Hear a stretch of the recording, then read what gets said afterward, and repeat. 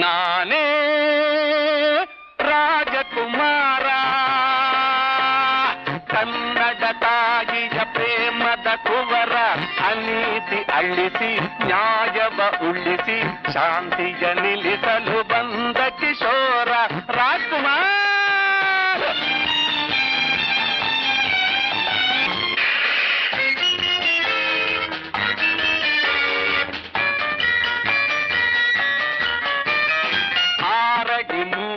ನೆಲದಲ್ಲಿ ಹಿಡಿಮಣ್ಣಾಗುವ ದೇಹದಲ್ಲಿ ಇರುವ ದುರಾಸೆಗೆ ಮಿತಿಯಲ್ಲಿ, ತೀರದ ಬಯಕೆಗೆ ಕೊನೆಯಲ್ಲಿ, ನಾನು ನೀನು ಎಲ್ಲ ಸೇರಲೇಬೇಕು ಕೊನೆಗಲ್ಲಿ, ನಾನು ನೀನು ಎಲ್ಲ ಸೇರಲೇಬೇಕು ಕೊನೆಗಲ್ಲಿ.